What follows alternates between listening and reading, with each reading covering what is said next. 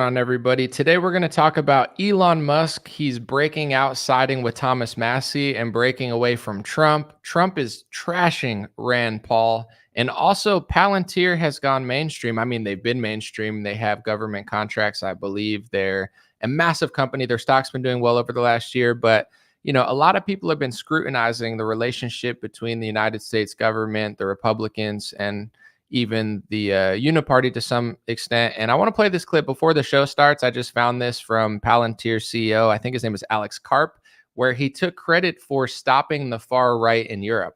And you have to ask yourself, why is the Republican Party partnering with a company that is proud of what they would call far right, what most people would just call average, populist right wingers in Europe? But just listen to this clip. It speaks for itself. Look, we built PG, which single-handedly stopped the rise of the far right in Europe. We built Foundry, which was used to distribute the COVID vaccine and saved millions of lives globally. We built what we call multi-constellation, and what's often called the digital kill chain. And they're category-defining products. Interesting. Dream Rare podcast starts now. Give me a thumbs up in the chat, the live chat, if everything sounds and looks good, and give me a thumbs up on the video for the YouTube algorithm. Podcast starts now. It's the Dream Rare podcast. Welcome to the show. The way to get the news at the desk or on the road. Let's go. God is great and success in our control. The world is crazy, but we get better from obstacles. Yeah. What's going on Facebook? What's going on YouTube? What's going on Rumble? What's going on Spotify, Apple Podcasts? What's going on people that somehow listen elsewhere because they are counterculture? Thank you for being here. I appreciate you. And I am excited to be live to talk about this stuff today because a lot of it is interesting to me. And that's why I'm here. So thank you guys. And thanks for watching the other videos. Eventually, I'm going to get my nice camera to do live streams. For now, I mean, this camera is pretty solid as well. I think it's 1080, but hopefully you guys are enjoying my other clips. I did a Jordan Peterson video and I did a few 10 to 15 minute ones. Hopefully you guys like those videos because I think they're high quality, and I'm definitely trying to be a little bit more professional this year, get better quality, but not sacrifice my soul or values. So far so good. And let's get into today's show. I'll start with Trump because a lot of people like my Trump impression. Some say it's the Trumpiest. Actually, it's not that good. It's like a 7 or 8 out of 10. But here's what Trump said about Rand Paul, and we're going to read it. Trump said, Rand, no, I already messed it up, darn it. Trump said, Rand votes no on everything, but never has any practical or constructive ideas. His ideas are actually crazy. Losers. The people of Kentucky can't stand him. This is a big growth bill. So Trump is now trashing Rand Paul because Rand has been coming out in the press and saying that, Trump's big, beautiful bill sucks. And I want to say when I went to the Trump rally in Arizona in 2020, Rand Paul was a speaker there. Rand Paul has been supporting Trump. He backed Trump during the Russia collusion stuff. Like, I feel like Rand has always been ideologically separate from Trump, but I think he's done a good job of not ticking Trump off and kind of like doing as much as he can to be like, Trump, I like you, but, we're going to have our disagreements. And, Trump still calls him a loser, says he has no constructive ideas and throws him under the bus, which I would say he does have a lot of constructive ideas, but it can't pass in a Congress when 98% of our Congress is sold out. So, when Trump does an executive order, or rather tries to do something, and then the court shut him down and the left won't do it and the rhinos won't do it, most people will give Trump a pass that like Trump and say, Trump has all these good ideas, but he effectively can never do anything because of the courts and the liberals and the uniparty and our democracy. But then when Rand Paul can't get a lot of stuff passed because our government sucks, then it's like Trump will use the same logic that he uses on his side to say, like, it's not my fault. It's, their fault because they're not getting it done. But not with Rand Paul. Of course, as a senator, it's like, he should get 100% of his ideas passed, and he's a loser. Okay. Here's the interesting part about it is Elon Musk is now siding with Rand Paul and Thomas Massie, and I predict that definitely. I'm not even going to make a prediction. I'll just say Trump might say something about, Elon Musk, because Elon is basically doing the same thing as Rand Paul. But Elon is a big dog, right? Elon's the richest, or one of the richest people in the world. Elon Musk gave Trump tens or hundreds of millions of dollars for his campaign. I don't know how much. So here's my question. Will Trump have the balls to call out Elon Musk the same way he does Rand Paul or Thomas Massie? Or does Trump only like to pick on the little guy? He's like, Thomas Massie's not rich. He's a humble guy.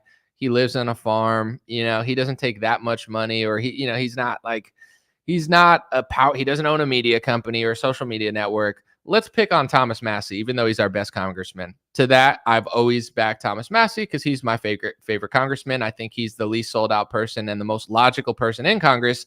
So why would I want to lose the best congressman? Yet Trump endorses Lindsey Graham. He endorsed Mitt Romney when he was in office. He endorses Mitch McConnell. Yet now he has a problem with two of our best people in Congress, Rand Paul and Thomas Massie.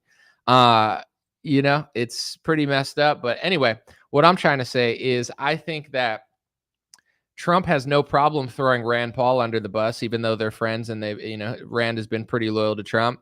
Will he do it to Elon Musk? Trump, are you that guy who just says whatever he wants to anybody? I think he could be, but something tells me that Trump doesn't have the ball. And I'm not trying to say Trump has no balls, because one, that's weird. Two, I think Trump is a very bold, brave man, obviously. I'm not trying to start something with Trump, because then he'll yell at me on True Social and all the boomers of the world will come together and form Voltron or some sort of Power Ranger, machine and just hate me. So I don't want that to happen. So Trump, you're awesome. You're the best. You're the coolest. You're better at golfing than Tiger Woods. And you're, the strongest guy in the world. Arnold Schwarzenegger looks like an ant compared to you. But, it's like, will Trump have this energy with Elon Musk? Is he going to come out and be like, Elon is dumb. I'm smarter than Elon. If you really think about it, he's never done anything. His cars suck and his ideas are trash. I don't think he's going to do it to Elon, because I think Trump takes money from Elon, or did take money. So he only picks on Thomas Massie and Rand Paul. I defended Trump when he was being bullied by the left, and I will defend Massie and Paul when they're being bullied by big government, big socialist Donnie Trump. But anyway, here's what Elon Musk said to big socialist Donnie. Elon tweeted, "I'm sorry, but I just can't stand it anymore. This massive, outrageous, pork-filled congressional spending bill is a disgusting abomination. Shame on those who voted for it. You know what you did wrong. You know it."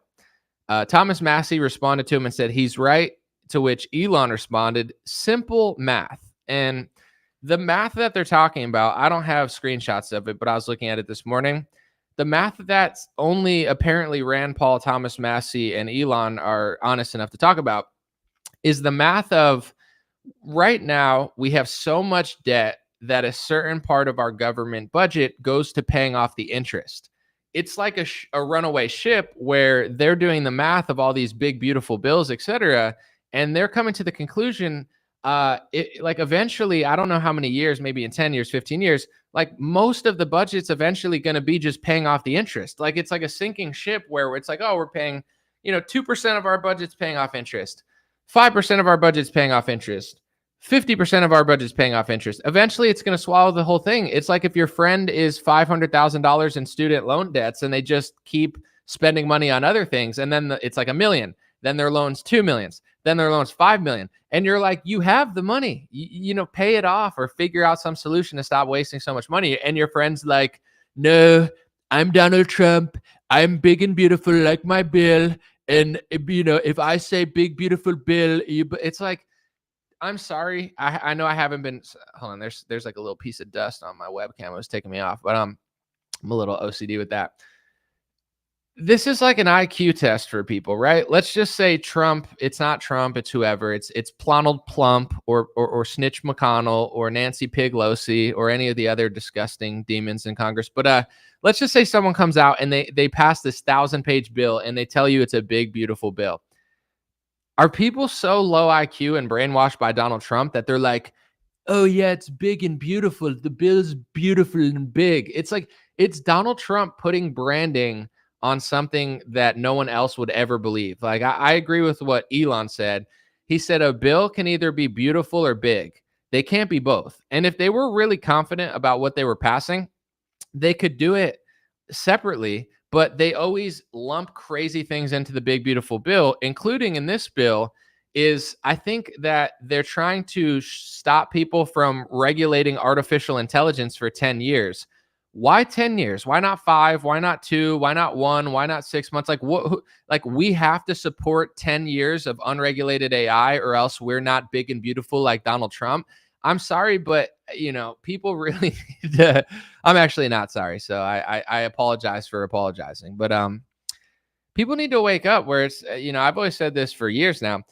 It makes sense to like Donald Trump. It makes sense to vote for Donald Trump. It makes sense to be entertained by him. It makes sense to think he's better than whatever cackling Kamala and slow Biden. It makes total sense, but it doesn't make sense to trust Donald Trump at this point. And I just can't understand the people that no matter what he does, they just like try to figure out a way to support it. Like if Mitch McConnell or Hillary Clinton came up with Operation Warp Speed, every Trump like supporter would be like, that's horrible. But then when Trump does it, they do these mental gymnastics where they're like, well, it didn't mandate it. Well, at least it didn't do that. And that's how they kind of get you, is they get the left to go insane. So it's like, let's just say you're again, this is a great example that I just thought of. You're against theft, right? Any sort of theft or violent crime is evil, right? Most normal people agree with that. Okay. In a normal society, no politician is stealing from you. And then the Democrats steal from you once, then they do it twice. We're living in a society where the Democrats are and this is a hypothetical. This is not like an exact, they're doing millions of thefts. And Trump's like, well, I'm only going to do 500,000. And then Republicans go, well, Trump's only going to do 500,000. They've moved the Overton window so far towards evil that now you think that that's normal. I understand why you'd vote for the lesser of two evils, but I don't understand why you'd sit there and worship it like it's the Cleveland Browns and you've lived in Cleveland your whole life. Like that's what Trump supporters are. They're just as ignorant and foolish as Democrats. They're just have a Trump hat on instead of, a pussy hat. And that's what they're doing to us. So it's like the left goes insane. And it's like, well, Joe Biden opened the border and let 11 million people in. Yeah, I'm going to want to vote for Trump because I want the border closed. But it's like, well, at least Trump didn't do that. Like he did this, but at least, and that's how the uniparty works. And a lot of people have figured it out, but those who don't, it's like, at what point are you embarrassed to think that you're getting tricked by Trump into thinking a bill is big and beautiful? Well, Operation Warp Speed, they're just putting Trumpy branding on horrible government things. Like Trump is essentially like an actor at this point where he's doing a lot of great things, but it's like, okay, Trump, the people are catching on to us. They're not going to support, vaccine socialism and borderline communism. You got to give it your branding. And Trump's like, Operation Warp Speed. I'm warp speeding it to the really quickly and fast. And I'm beating Pelosi to the polls. And they're like, okay, that'll work. The same thing with the big, beautiful bill. Like it should be an insult to your intelligence to be like, yeah, big government spending bills that run up the deficit and make sure that our kids and our grandkids are poor. It's big and beautiful because Trump said so. It's like, it's a big, beautiful ribeye steak. No, it's a government socialist borderline commie bill that has like probably 80% good things and 20% sneaky things in there, like unregulated AI for 10 years. And this is what I want to explain to people too. I know a lot of my audience gets it, so I'm not trying to speak down or anything. I'm speaking to a lot of people that know what I'm talking about. That's why they tune in. It's interesting, educating, but also, a lot of us, I think people here, we don't like to listen to people that are stupid or fake. Like, why would I listen to entertainment that's stupid and fake when they're like, that's like most, no offense, but that's most podcasters nowadays and most Republican talking heads. They're just like Leo Terrell or whatever. He's on Fox News every day with like a MAGA hat on. He's selling a book. Now he's in government being like, we're going to beat anti-Semitism. Are you going to beat racism? Are you going to beat sexism? Are you going to beat xenophobia? These are words that, like, I get it. You want to stop like really horrible things, as you should, but how are you going to beat hate speech when you're passing hate speech bills like that? It's only going to divide our country more, and it's not working. If you really want to stop hate and evil, you have to do it logically, not have some like 50 IQ Fox News idiot who wears like 5 Trump hats stacked on top of each other selling his new book on Fox News getting into government. It's like Trump replaced a bunch of puppets and sold out compromised people with clowns who would lick the dirt off his shoes for, a Trump NFT and a trading card. But anyway, we know that Democrats take donor money and they sell out. We know that rhinos and Republicans take money and sell out. Everybody knows this. This is the next step of the MAGA awakening. And I'm not trying to be rude, but I'm trying to challenge people, because I think once MAGA wakes up to this, you don't have to hate Donald Trump. You don't have to take off your MAGA hat. You don't have to take off your Trump merch. You could love Trump. Just listen to what I'm saying and consider it, because this is the next level of awakening. Until then, we're not getting anything that great. Trump also does the same thing. Trump takes donor money from the Adelson family. Trump takes donor money from companies like Palantir and the CEOs around it. Just to give credit where it's due, Whitney Webb has been talking about this for years, and people are freaking out at her. I know Nick Fuentes got his X account back, and he's been talking about it for years, and people are getting mad at him.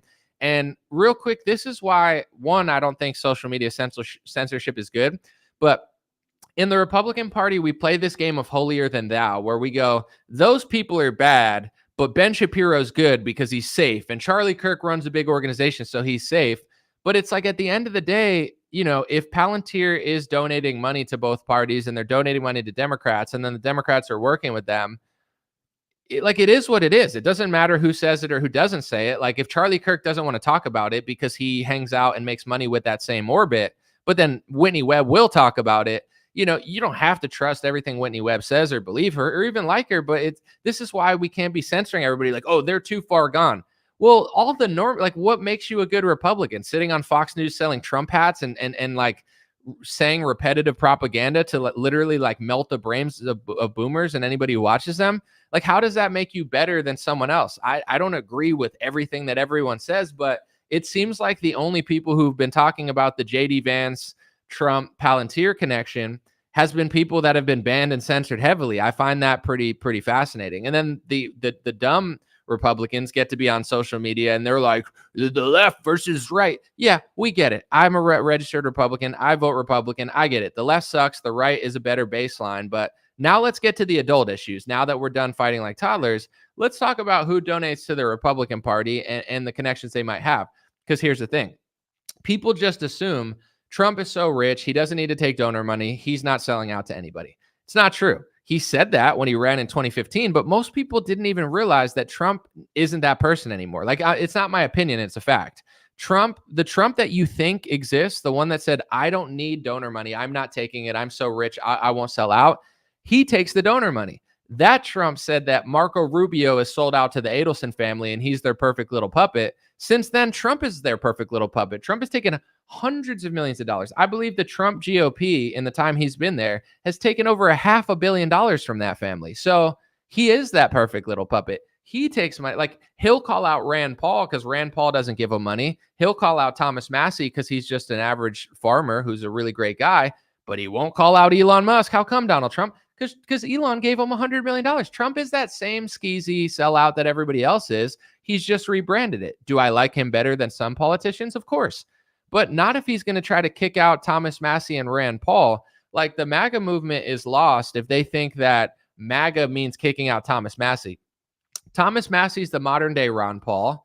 Rand Paul is the son of Ron Paul. Ron Paul is probably one of our greatest congressmen. And no, he didn't get a lot passed because he had bills that people didn't want to support. It's like Rand Paul and Tulsi Gabbard, when Tulsi was back in Congress, they passed something, or they tried to pass something, called the Stop Arming Terrorists Act, because the United States was funding your taxpayer dollars to rebel groups who were terrorists or who were working with terrorists. So they said, whether it's directly or indirectly, let's stop funding terrorists. It didn't pass. Does that mean Tulsi Gabbard's bad and Rand Paul's bad? No, it means most of Congress is fine with funding terrorist organizations because that's literally what they do with your taxpayer dollars. And if you think I'm being sarcastic or exaggerating, for 15 years, they told boomers, we got to go beat up Al-Qaeda because they did 9/11. And now a guy who used to work for Al-Qaeda is the head of Syria, and they're inviting him to meetings and stuff. It's becoming pretty clear that every conspiracy theory I thought when I was like 17 years old is true. Like, it sounded crazy to think that the United States was funding terrorist organizations. It's like, no way. Well, why else would there be a terrorist organization affiliate leading Syria right now? And everybody seems really excited about it in the Western world. because they probably planted that guy there. They wanted to get rid of Bashar al-Assad, and they were willing to put a guy who used to work for al-Qaeda there. If boomers, and I'm not trying to pick on boomers, but at the same time I kind of am, they were the most angry about, and as they should have been, they were so angry about 9/11 and al-Qaeda and people attacking us on our soil. I get it. I am just as upset. But because I'm upset, I researched it and I came to the conclusion that the United States was working with the organizations that it claimed to be fighting. And that pissed me off even more. The boomers don't seem to notice that. They're like, blah, blah, blah. It's like, moron. We got attacked on 9/11. They killed thousands of people. They told you that they were going overseas to fight those people. And then they ended up working with those people. And now people that work for that group are leading Syria, and our leaders are excited about it. How do you guys not realize? Like, is your IQ 12? You know what I'm saying? It's like you have every right to be upset about a terrorist attack, but you're not even smart enough to realize that the United States is working with those organizations directly or indirectly. And because nobody tells you on Fox News, well, they didn't tell me that on Jesse Waters. You know, Laura Ingraham didn't tell. Of course, because they're on television to tell you just enough to keep you entertained, but not enough to actually get you out of the issues that you're facing. Jesse Waters seems like a nice guy. He follows me on Twitter. That's incredible to me. Thank you, Jesse. But you're welcome for the. No, I'm just kidding. But he seems like a nice guy. Maybe one day we'll talk. Laura Ingraham, she invited me on her show once. Wonderful lady. But Tucker Carlson was telling the truth on Fox News, and he's not there anymore. That tells you everything you need to know. Candace Owens started saying too much truth on Daily Wire. She's not there anymore. Does that not tell you everything you need to know about what Republican media mostly is? But anyway, let's get into some stuff about Palantir, because it's going pretty mainstream now. There's articles being written by the New York Times. A lot of Republicans on social media are starting to question them for certain reasons. Here's what WikiLeaks said on Twitter.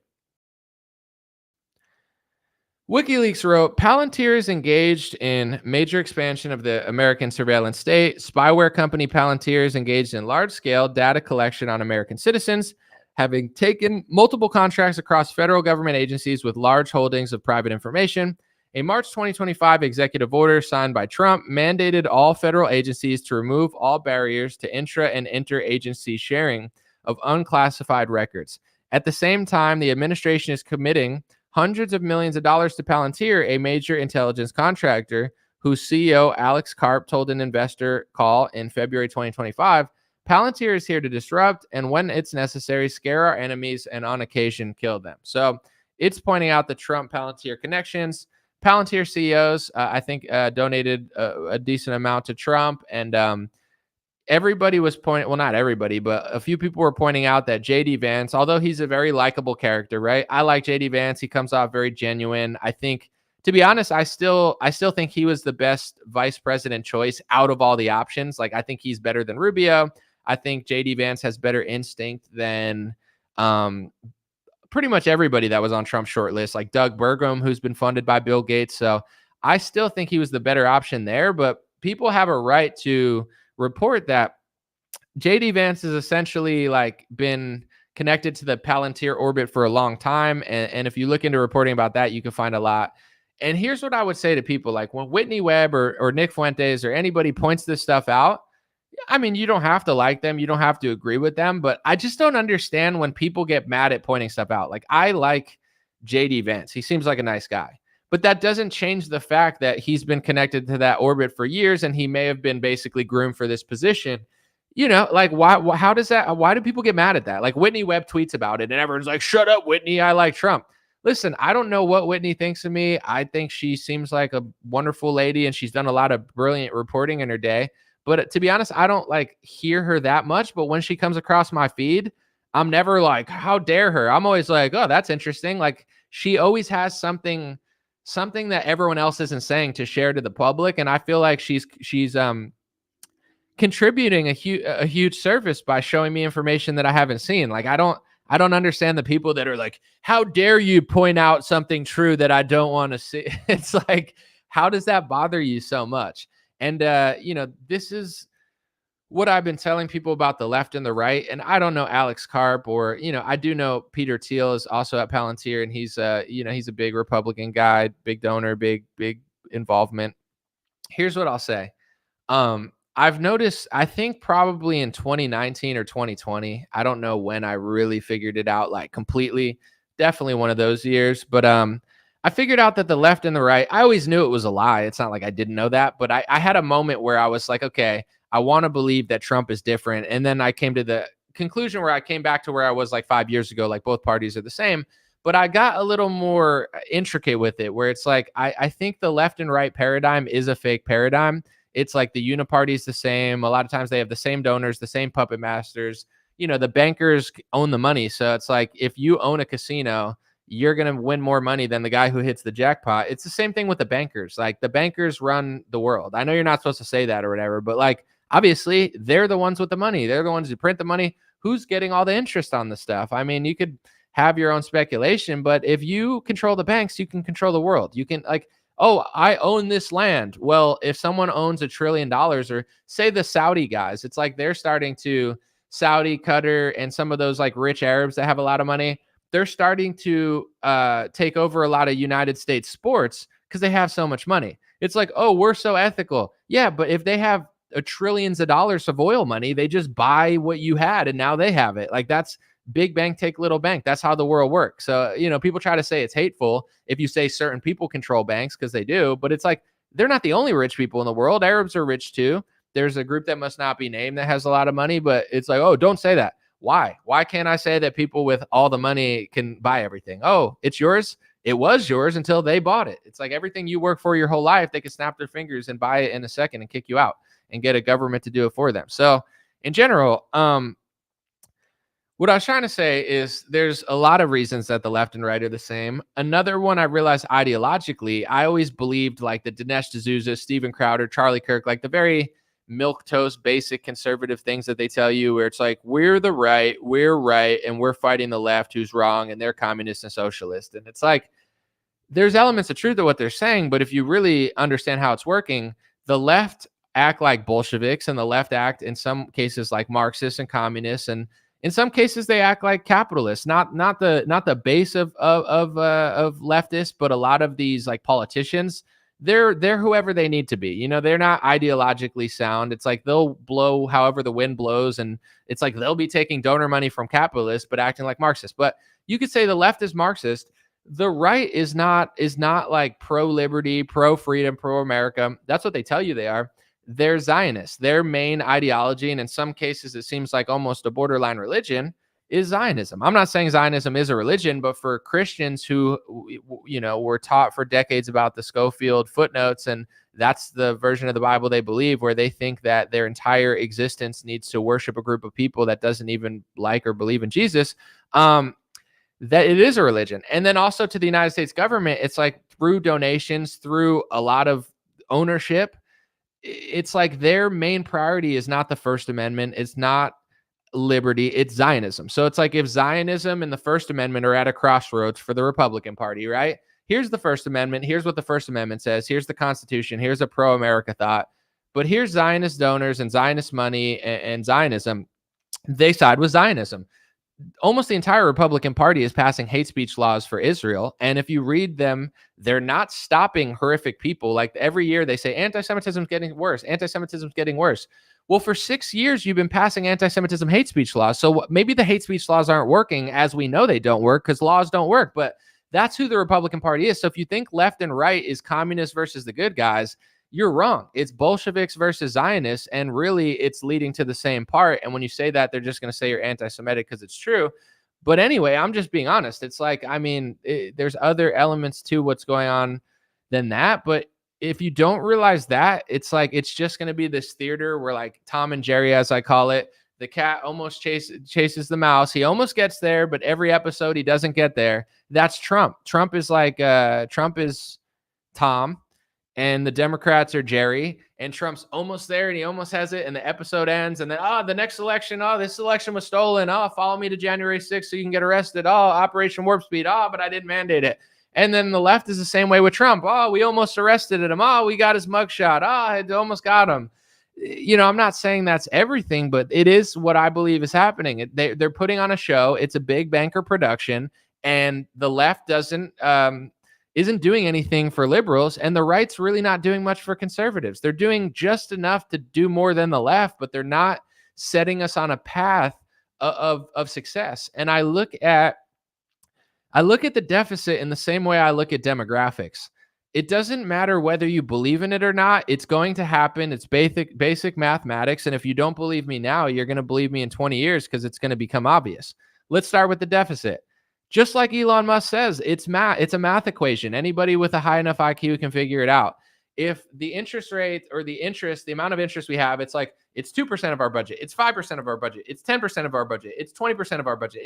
It's eventually going to be a majority of the United States budget. That's the math. And if nobody's doing anything to fix it, that's what's going to happen. Elon Musk, I don't know if this was true intentions, but he claimed to want to come in and figure out this issue. He came in.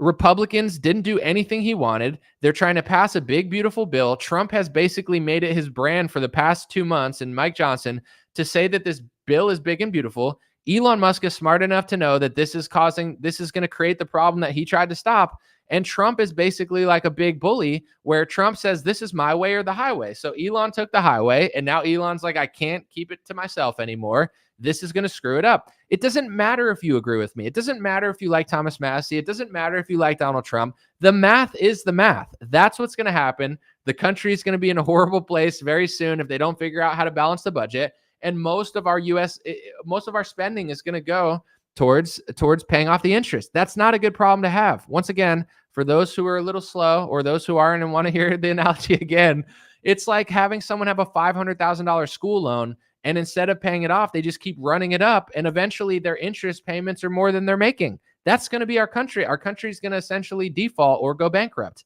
if it's not already. Elon understands this. Massie understands this.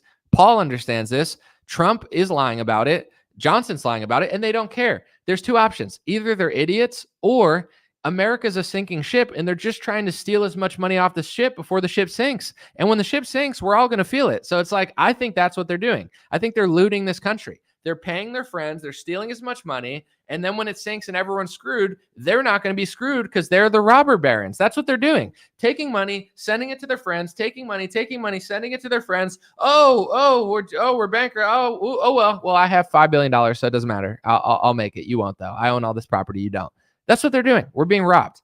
So on that note, that's happening to the deficit, whether people want to believe it or not. I don't get it. Well, who cares? That's the math. It's the same thing as demographics, right? I was talking to somebody the other day, and they were like, a mall that I used to go to that was literally like all white. Now it's like all Indian or it's all other races, right? You could say that that's racist, but if it literally happened, it's just an observation. It's like literally what's happening. Now we could make moral arguments. Is it better? Is it worse? Do you not care? Do you care? There's a conversation to be had. You could say, I like it better. I don't like it as much because it doesn't remind me of how I grew up. Whatever, but the truth is it's happening. Like that is happening in America all over the place, and nobody wants to talk about it because they don't want to be called racist. It's going to keep happening whether people address it or not. So it's like with Trump, he's closing the border. He's doing some stuff. Like I'm not like Biden just had the border wide open, which is a whole nother problem. But in general, it's like Republicans are doing just enough to like be doing something. But it's like the country's going to change anyway, no matter how many people they deport. And it's going to happen whether people want it to or not. And nobody's going to realize it because it doesn't seem that way. And then overnight, once the next generation grows up, entire towns are just being like completely overrun, taken over, or essentially changed into something new. You could say, I like it better. This is more diverse. You could say, once again, I'm not here to debate what you think about it, but it's happening. So all I'm saying is the deficit, it's going to happen. Demographic shift, it's going to happen. Republicans don't care about either of them. It's like Republicans will talk about like illegal immigration, but then if you talk about demographics, they'll just call you a racist and far right. And it's like, they'll say that until they lose every state. This is another thing too. It's like, let's just say, I'll use gender real quick because it's like a side example. Most women vote Democrat, right? That's just the truth. I like women, but they vote Democrat. I don't think that's the good way to vote. They're pretty much, like 60, 70% or something Democrat voters. Okay. You could be like, well, I like women and I know Republican women who like Trump. Okay. That's great. I know a lot of women who like Trump too, but that doesn't change the voting pattern. So it's like if the whole country was women, the whole country would be Democrat for the most part, except for maybe a few states max. If the whole country was just men voting, it would be almost all Republican. These the facts, them the stats. I'm not here to debate the morality of it right now, because I just want people to understand before debating the morality of it, it doesn't matter. It's happening. So it's the same thing with race. Like, Republicans will be like, I don't care. I don't care. You'll care when you never win an election again. You know what I'm saying? Because certain groups of people have voting patterns that don't go in your favor. And also there's a certain thing where it's like, I said this on other podcasts, but I want to talk about it because I think very few people are. Let's just say, I don't know how many people are in Spain. Let me look it up real quick, because I just like Spain population size. I'm going to use that because it's probably a smaller country. 48 million, right? There's 48 million people in Spain. There's over 1 billion people in China and India, and there's over 1 billion people in Africa. Africa is a continent, not a country, but you get the gist. Ethnically, I'm just trying to pick groups that have cohesion. Would Spain be racist if they didn't want 100 million Indians to immigrate? Would Spain be racist if they didn't want 100 million Africans to immigrate? Would Spain be racist if they didn't want 100 million Asians to immigrate? Would that make them racist that they'd want a country that was socially cohesive to who they are? How would that make them bad? It's just like they have a smaller group of people. So in many ways, it's like they'd have to gatekeep it even harder, or else they could literally just get overrun in their own country. Like, I don't know, Canada, America, this is happening all over the world, but nobody's supposed to talk about it. It's a numbers game. It's like, if you're this percentage of the population and this country has 1 billion people and they could send 300 million people to other countries, and then they're doing arranged marriages, and then they're inviting their friends over, and then they only hire their own people, which a lot of them are doing. Are you not supposed to notice or talk about it? Like, it's happening. There's a lot of people that are just really going to take over every country, because it's like they're like, here's 100 million people, here's 100 million people, here's 100 million people. Buy this company, fire everybody, hire your own ethnicity, have arranged marriages, have 20 children, take over the town, and then call everybody racist that doesn't like it. It's like, okay, that's happening. That's literally happening. And like, no Americans want to address it, because it, like, what do you even do? But also, why publicly talk about it? If you publicly talk about it, you'll get fired, you'll get called hateful. It's like, okay, I don't know what to say. I'm not trying to brag, but like, I'm a smart person. I think I have a high IQ. I'm a pattern recognizer. They say that recognizing patterns is racist and sexist and anti-Semitic and xenophobic, but chess players, recognize pattern. Jeopardy, contestants recognize patterns. Smart people, that's like what you do. You recognize patterns, and you make better decisions based off of like learned experience. That's called wisdom. So it's like, wisdom's hateful now. Okay. I don't know why I got on that rant, but I'm glad I did, because it's true. Nobody's talking about it. But here's that clip of the Palantir CEO again, talking about what he's doing. And then you have to ask yourself why Republicans are partnering with these people. But then you got to realize, one, they have no choice, at this point. Like, the country's been, the people who control things in this country, you're not going to like take it away from them. So it is what it is. Like, they have to work with the bit. It's not like Trump's going to take on Apple. It's like Apple already has, you get what I'm saying? Everyone already has an Apple phone. I'm being compassionate here. They have to work with some of these companies, because that's just, politicians aren't dictators. But in general, Republicans pretend like they're fighting for right wingers in Europe, yet they're basically partnering with companies bragging about stopping them. But this is where, and I'm not trying to be, hateful, because I'm not, but this is where you have to understand the true ideology driving the Republican Party. It's not Americanism. It's not Christianity. It's not conservative values. It's not liberty-based libertarian principles like Ron Paul, the founding fathers, Thomas Massie, and in some cases, Elon Musk. That's not the driving ideology behind the Republican Party. It's something else. So this is when you worship the Republican Party and you're like, we want Europe to be right wing, but they're working and funding and in many ways driving revenue to companies that are purposely destroying Europe. It makes sense when you realize who Trump and the Republican Party really is, but it'll never make sense if you don't understand the true ideology driving the Republican Party, which I just talked about 10 minutes ago. But here's the CEO basically saying that he's responsible for everything that Republicans hate. Look, we built PG, which single-handedly stopped the rise of the far right in Europe. We built Foundry, which was used to distribute the COVID vaccine and saved millions of lives globally. We built what we call multi-constellation, and what's often called the digital kill chain. And their category defining products. So why would Republicans be so tightly partnered with a group doing the antithesis of what they want in Europe? It's because the people who control Republicans don't like Europeans. Let's just say that. The people who fund Republicans, the people who control Republicans, the people who make Republicans go like this, and then they go, ah, la, la, on Fox News for you. They go, hey, Mike Johnson, Trump, or whoever, why don't you do this a few times on Fox News? And then they go, oh, and then people go, oh, that's my guy. They don't like Europeans. So it's like, Trump will say stuff, and I think he genuinely doesn't feel that way, but it's like he's not really running the show. And there's a reason why for everything, Like, I'm not a hateful person. I don't hate any race. I don't hate any religion. I don't hate any culture or country. I really don't. Like I've said on my show before, if I did, I'd just tell you at this point. I've said enough controversial things. I don't. In my soul, I love greatness. I love great athletes from every country. I love great food from every country.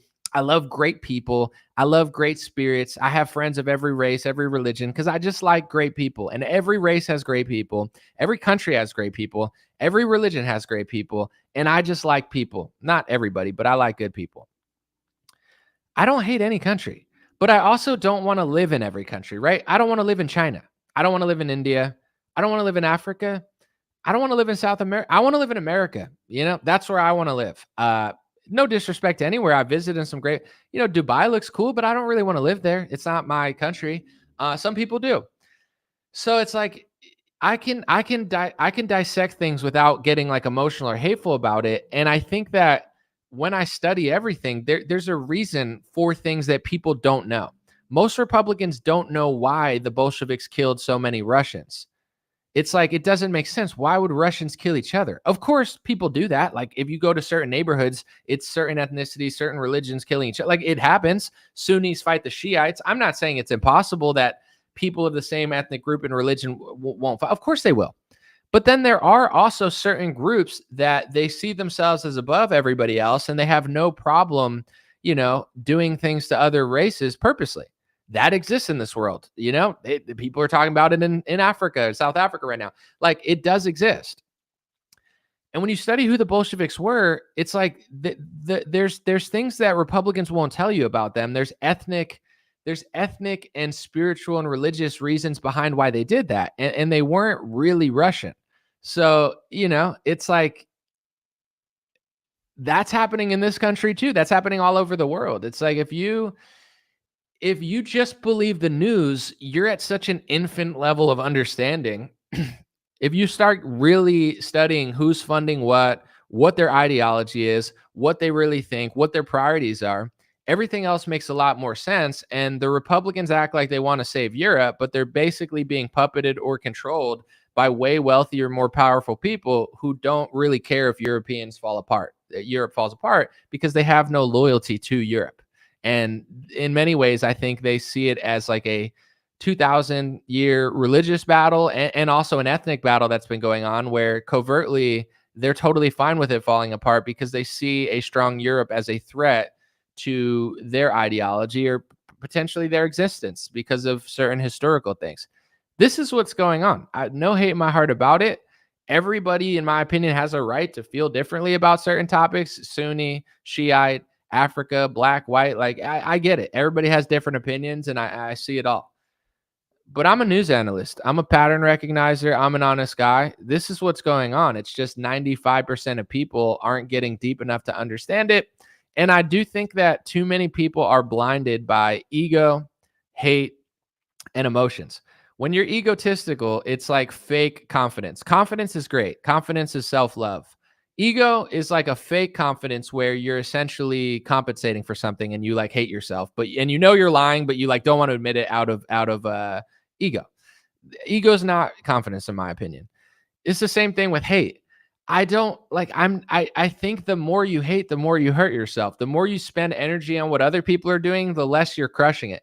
The happiest and most successful people I know are not spending time hating other people. They're leaning into their greatness, and then they manifest the world that they think about. So I truly believe this, but I think that so many people, whether they're left or right, leftists, like I'll talk to a leftist, not all of them, some of them are great, but they're egotistical. They think they know everything. And I'm like, you're dumber than me. You're less successful than me. You're less honest than me. You're less nice than me. Yet you think you're better than me and smarter than me. I know I'm above you on all those things, but I'm not like, oh, you have nothing to teach me. Everyone has something to teach someone. Like, it's like, I know you're wrong, but I'm still willing to talk. It's like the dumbest people will like cut you out. Like, I don't even want to talk to you. It's like, okay. Because it's like they have to gatekeep their own ego.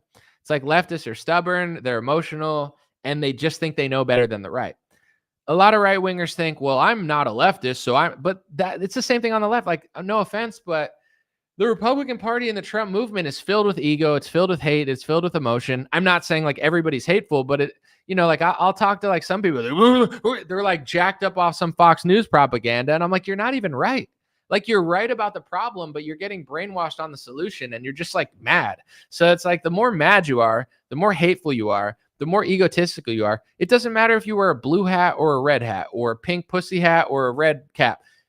This is the rules of the world. This is how it works, whether it's just like the deficit or demographics. Like, it's happening whether you want it to or not. So I feel like that's what's blinding most people from learning more. There's people that I know that have been paying attention to politics for the last 15 years, 20, 30 years, and they know nothing. It's like, what's the point of paying attention to politics every day and watching shows like mine and somehow being as dumb as everybody was in 2016? Like, I would say I knew a lot when I was younger about the two-party system, but I'm not the same person I was in 2017. Like, there's podcasts now that have a huge audience that are essentially just like a 2016 Trump supporter. Like, they've evolved, they've learned nothing. They're in the same, they're saying the same talking points, and it's antiquated. They're ancient and not antiquated in a good way, like traditional, like they're so far behind. To wrap this up and read some comments, I think supporting Trump, liking Trump, voting for Trump, all of these make sense. I'm not telling people to be a Democrat or telling people that nothing matters. I'm not trying to black people, but at the same time, the next of evolving and awakening of the MAGA and right-wing movement is to realize that Trump really is in some ways really overrated. And although he, even if you love him, the dude endorsed Mitt Romney, he endorsed Mitch McConnell, he endorsed Mike Johnson. He's trying to kick out Thomas Massie and Rand Paul. To me, those are two of the best people in Congress. Anybody that's pro-America, pro-liberty, they're not going to do that. Even people like Elon Musk don't believe that. Jack from Twitter, he seems to be like very libertarian now, and he's saying like the opposite. And I'm not saying you should trust that guy, but I'm just being honest. It's like there's rich and powerful people that will back Thomas Massie and Rand Paul, even though they have a lot to risk on it. Trump is really not that guy. I think he has 2-3 years to do a lot. If he doesn't really crush it, I'm going to go on the record and say he's the most overrated president in modern history. And it's not because anyone else is good. It's just nobody, maybe Obama. Obama, I would say, is like the most overrated president. But like, Trump only looks so good because the left is so bad and he's putting on this show. Trump's a great talker. He says a lot of things. I'll end the war in Russia. 6 months later, he's flipping sides and he sounds like Adam Kinzinger. I'll be conservative. The first term he sold vaccines, he turned into a communist. He printed more money than Obama on steroids, and he ran around bragging about his pharmaceutical socialist endeavor. And the only reason people think it's okay is because Joe Biden's worse. So you do demon level hell stuff, and then you put Joe Biden and put him further in hell. And then you get Republicans that are like, at least he didn't mandate it. Okay, so Trump is what, the second worst president of so it's like, if he doesn't really have a good end to his term and he ends it just being like big, beautiful bill, he's really like the most overrated Republican leader of a lifetime who left us in a horrific spot. Like, he's not really doing that much. The best that he's doing is like, Joe Biden let 12 million people in the country. I'm going to close the door. I mean, that's definitely better than nothing, but that used to be standard. Every president used to do that like 10, 15 years ago. Now Joe Biden goes there, Trump flips it, and now everybody's like, well, that's great. It is better, but it's like, it's really like a low bar that they've moved the Overton window to impress you with. Yeah, it's like, I just think people need to question Trump more. They need to realize he does work for donors, and they can't fall for his little tricks. And there's no reason to trust him at this point. Operation Warp Speed was a scam. 15 Days to Slow the Spread was a scam. Dr. Birx went on the board of Palantir. Trump takes money from Palantir like he does the Adelson family. Trump sells out and picks people, I think for his donors as well. And then he also tries to pass hate speech laws for a country across the world. Why would America have hate speech laws for any country, let alone a different country? It doesn't make sense. It does make sense when you realize who Trump is. And this is not just a dunk on him, but Thomas Massie's great. Rand Paul's great. Elon's questionable, but I think he's a very honest guy, at least more honest than Trump about this stuff. And people can't just sit and be like, maybe Trump has a plan. He doesn't have a plan. He's kind of a clown. And the reason he gets away with this stuff is because everybody just licks the dirt off of his shoes. And this is 4 years of people licking the dirt off his shoes during COVID. If everybody called him out, even to some extent, like I did and many others, he probably wouldn't be able to do all this stuff and like talk this way. But he always gets away with it because he's essentially tricked the entire Republican movement to like lick the dirt off his shoes to get jobs and TPUSA gigs. And it's like you can't really rise the ranks in this world unless you lick the dirt off Trump's shoes. So everyone's afraid to say anything. Even Elon, he was like, I have to say this. He was holding back because Trump is the top dog and you don't cross Trump. But he's like, Trump's going to bankrupt the country. I got to say it, and it seems to be the case. So I think people should like Trump and support him if you want to. But the next level of MAGA and Republican awakening and American awakening is calling out his nonsense and making sure that he doesn't just like skirt by for 8 to 12 years. And in 2008, we look at the country and it's not really that great. So that's my thoughts. I feel like once MAGA starts calling him out, we'll get more results. But Trump's really pushing pretty hard, man. Calling out Thomas Maskey's a ballsy move. Calling out Rand Paul's a ballsy move. Those are easier targets for Trump, but let's see if he calls out Elon Musk in the same way, because Elon Musk literally agrees with them exactly on these topics. And, I think Trump thinks that he can just do this to Thomas Massie because he's a nobody, but through social media and through the COVID stuff, Thomas Massie has earned the respect of tens of millions of people. So Trump is used to just bullying whoever he wants.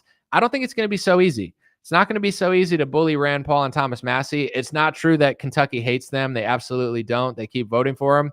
And, let's see if Trump really means what he says. If it's not about money and it's just about the big, beautiful bill, why not call out Elon Musk? Someone said to me in the comment section, Elon Musk isn't relevant.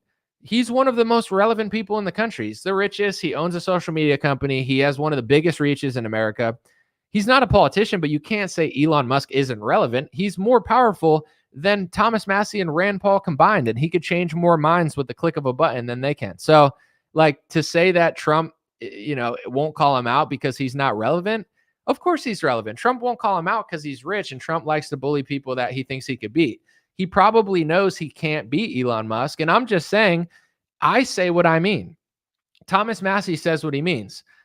Elon most of the time says what he means. Rand Paul says what he means. Let's see if Trump says what he means. Trump, do you really hate and say everybody's dumb and losers that doesn't like your big, beautiful bill? Elon Musk has the identical thought as Thomas Massie and Rand Paul. Call out Elon Musk. Let's see you call Elon Musk dumb. Let's see you call Elon Musk a loser. Let's see you call Elon Musk, a grandstander. I bet he won't. He might, but that's my challenge to Trump.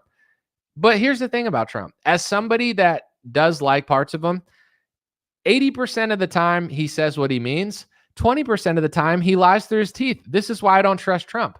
Do I think Trump thinks that Operation Warp Speed saved the country and saved 100 million lives? No, I think Trump is a pathological con artist. He's such a good con artist because a good con artist will tell you the truth most of the time. And then when they lie to you, you don't believe it because they're so honest.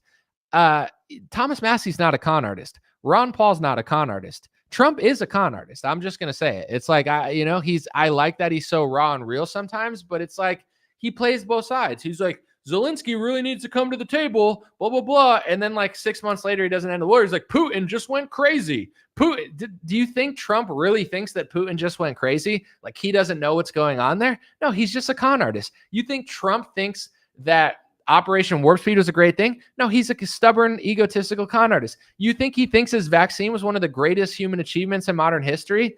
Of course not. He's just a good liar. He's such a good liar because Trump is one of the most honest politicians of our lifetime. So you put him against Congress and you're like, dude, Trump is dropping truth bombs more than anybody because he is. besides the people that he's pissed off at now. So it's like he's pissed off at the people who drop more truth bombs than him, but he's not mad at Lindsey Graham. If you want to get rid of the deep state in Congress, Lindsey Graham is top 5 deepest of the deep state. How are you going to endorse Lindsey Graham and then get rid of Rand Paul in the Senate? How are you going to endorse Lindsey Graham in the Senate and try to get rid of Thomas Massie? Rand Paul is the realest person in the Senate. Thomas Massie is the realest person in the House. Trump is like a Judas goat controlled opposition shyster where he's trying to weed out the 2 best people in both of the branches. And he's endorsing Lindsey Graham. You're a moron if you think he's beating up the deep state at this point. I know I got a lot of flack for saying I voted for him, and I'll stand by it, but I didn't vote for him and say he's amazing, he's my hero. I'm just like, he's better than the left. He'll close the border. RFK will do some food things, and RFK has done a few things. So it's like, this is all I really expected. I thought maybe he'd end the Ukraine war, but he couldn't even do that. So it's like, I'm not dunking on the guy, but it's like, even when I voted for him, I knew what I was getting. I knew we were going to have to challenge Trump. But when Biden's in office, nobody challenges that much because he's not listening. You know what I'm saying? It doesn't matter. He's not going to do what you want, no matter how much you talk. So what's the point? With the right, at this point, if we're going to get any results in this country, it's going to be through the Republican Party. So it's like, that's my strategy. Get them in, hold them accountable. I don't want 4 more years of Alexandra Mayorkas opening the borders. Unlike a lot of libertarians and a lot of truthers, I do think that makes a difference. I think if he let in 10 million more people through the border and Trump wasn't in office, I think that would be like a 50-year problem that would destroy the country. So, it's like people can say what they want, but I knew what I was getting into. I'm not surprised at all. And yeah, it's what it is. Someone said Anomaly definitely studies under Pockets of the Future YouTube channel. I've never heard of that YouTube channel, but that's no disrespect. I've just never seen it or heard it. So I'm not knocking them at all, but not only do I not study that, I haven't heard of them. But once again, this is not like a shot at them or by any means. I'm just being honest. If I did watch them, I'd just tell you because I have no shame in watching other people's content. All right, I got like a couple more minutes. I kind of want to keep this under an hour. So let's read 1 or 2 comments real quick. And while I'm looking, I'll just let you guys know. Dreamrare.com is my shop. Get some hats there if you'd like. A lot of them are sold out. I would say half the store's sold out. So get some stuff now before I get some new stuff. Dreamrarebiz.com if you ever want to advertise on my podcast or hit me up for social media consulting. DreamRarebiz.com. And I've been working on a lot of stuff, guys. I felt great this year. And I got a lot of stuff that I've been working on like when I'm not live. So I'm trying to work smarter and also just be like creative. Like I just don't want to do live streams all the time. I definitely like to do it and I'm not like giving up, but I'm not doing nothing. Let's just put it that way. If I'm not live, I'm pretty much working around the clock. Let's see. Someone said, I think there's lots of us MAGA that have no problem calling Trump out. I love the man, but he needs to fire Lindsey. Well, thank you. I mean, and when I challenge people, I know there's a lot of MAGA that knows this. I'm not saying it like, oh, all of a MAGA doesn't do this. It's just like, this is the next level of the awakening. You understand? It's like, we're here. The next level is not just you and me and a lot of people that are on the Trump side or in the orbit. It's like over 50% standing up to him and be like, you can't kick out the best member of the Senate, Rand Paul, and endorse one of the worst people in our party, Lindsey Graham. That's not going to fly. And Trump knows that it's just going to be a 5-second boo, and then it's going to be a cheer. Trump doesn't care about a 5-second boo. He knows how to maneuver out of it. What if next time he endorses Lindsey Graham at a rally, all the Trump supporters boo the entire time? You know what I'm saying? Don't just boo for 5. He'll be like, yeah, we're going to fix him. We're going to fix him. We're going to fix him. And then we're going to beat up China. And then everyone's going to be like, yeah, boo the whole time. Boo the whole time, and maybe he'll learn. All right, I want to keep this under an hour because aesthetically and marketing-wise, I feel like it's better than I could go hours. So I feel like this was a really solid podcast, and it's only going to go downhill from here. I'll be live. I'll do some longer ones later, but thank you guys for joining. Appreciate you. Have a beautiful day, and let me know what you think in the comment section. Thanks for joining. Thanks for always supporting. It's been almost a decade, and we're still going, so I'm very grateful. Thank you, guys. Hey, what's going on, my friends? Just a few ways to stay in touch and support if you'd like to. The first way is dreamrare.com. We have blue beanies, black beanies, pink hats, other colored hats, freedom versus tyranny shirts, stay blessed long sleeve, God is great long sleeve, and lots of more cool items coming soon. Dreamrare.com. Check out the shop to